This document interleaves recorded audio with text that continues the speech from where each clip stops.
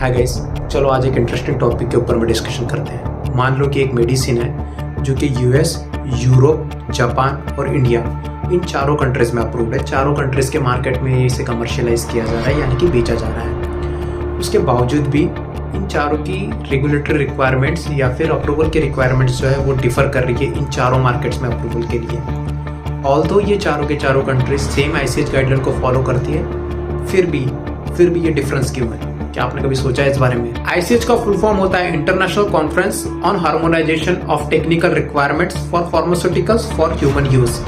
ICH जो है ये हमें एक गाइडलाइन प्रोवाइड करती है to prove the quality, safety and efficacy of a medicine.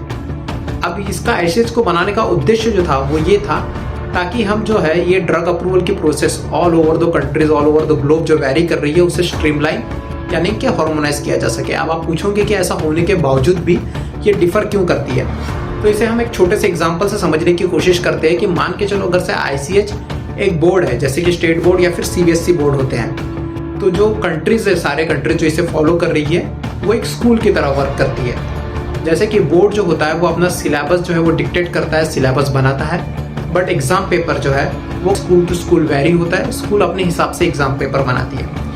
Exactly similar process follow होती है यहाँ पे ड्रग अप्रूवल के केस में। तो इसके कुछ रीजंस है कि क्यों वेरी होती है और कैसे वेरी होती है। तो इसका जो सबसे पहला रीजन है वो ये कि आईसीएच एक गाइडलाइन है, लॉ नहीं। हर कंट्रीज के अपने अपने फार्मास्यूटिकल लॉज भी एग्जिस्ट करते हैं। फॉर एग्जाम्पल यूएस में 21 CFR फॉलो किया जाता है, यूरोप में ईमा के रेगुलेशंस, जापान में PMDA के रूल्स एंड इंडिया में ड्रग्स एंड कॉस्मेटिक्स एक्ट। यानी कि गाइडलाइन एक ही है लेकिन हर कंट्री अपने अपने लॉ के हिसाब से इस गाइडलाइन को इंटरप्रेट करती है और एनफोर्स करती है। इसीलिए जो रिक्वायरमेंट्स है वो वेरी होती है कंट्री टू कंट्री। दूसरा रीज़न है लोकल कंडीशन। एग्जाम्पल लेते हैं स्टेबिलिटी स्टडीज़ का।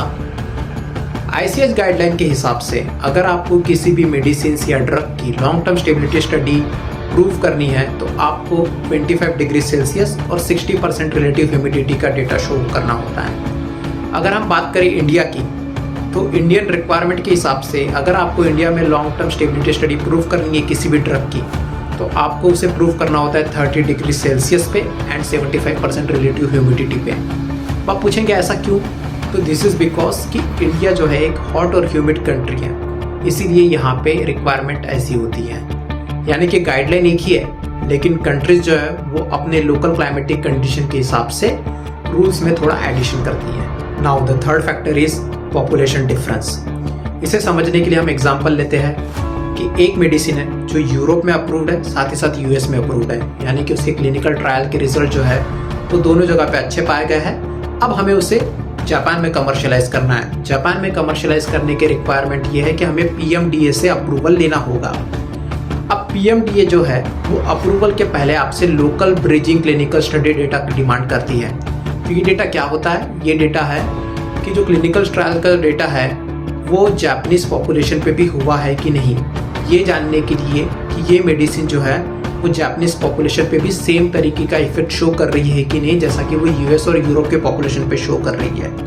इसके पीछे का रीज़न है जापानीज पीपल की जेनेटिक वेरिएबिलिटी। यानी कि गाइडलाइन एक ही है लेकिन लोकल पॉपुलेशन के हिसाब से वेरिएशन है। तो fourth factor is data expectations. जहाँ एक तरफ US FDA CMC डेटा को काफ़ी डिटेल में डिमांड करता है, इंक्लूडिंग रॉ डेटा ऑल्सो, वहीं यूरोप में समराइज फॉर्मेट में डेटा एक्सेप्टेड होता है। साथ ही साथ पोस्ट अप्रूवल चेंजेस भी रीजन वाइज डिफरेंटली क्लासीफाई होते हैं। जैसे कि एक ही मैन्युफैक्चरिंग चेंज जो है वो US में सप्लीमेंट कहलाता है और वही मैन्युफैक्चरिंग चेंज यूरोप में वेरिएशन कहलाता है। Now coming to the fifth region which is administrative requirement.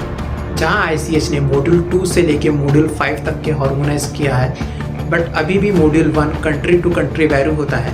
इस मॉड्यूल 1 में इंक्लूडिंग होता है लोकल कंट्रीज के forms, local labelling requirements and local language requirement. जहाँ एक तरफ हम ये देख सकते हैं कि यूएस में ACTD format is compulsory for the submissions, वहीं इंडिया में अभी भी non ACTD electronic submissions that is NeeS और पेपर सबमिशंस भी एक्सेप्ट किया जाता है। यानी कि हम देख सकते हैं कि फॉर्मेट और सबमिशन लेवल पे भी डिफरेंस एग्जिस्ट करता है। तो चलिए अब इसे एक एग्जांपल के थ्रू हम समराइज करने की कोशिश करते हैं। मान लो कि सबका सिलेबस सेम है क्रिकेट, लेकिन इंडिया में एग्ज़ाम होगा डस्टी पिच पे, इंग्लैंड में होगा वेट पिच पे, और वहीं ऑस्ट्रेलिया में ये एग्ज़ाम होगा बाउंसी पिच पर। यानी कि एग्ज़ाम एक बट रिक्वायरमेंट्स अलग। सेम यही कंडीशन है ICH गाइडलाइंस और regulatory requirements for the countries की। तो दोस्तों ध्यान रखिए कि ICH एक ग्लोबल सिलेबस है, लेकिन हर कंट्री अपने लोकल लॉज, क्लाइमेट, पॉपुलेशन और एडमिनिस्ट्रेटिव रिक्वायरमेंट के हिसाब से इसमें थोड़ा ट्विस्ट करती है।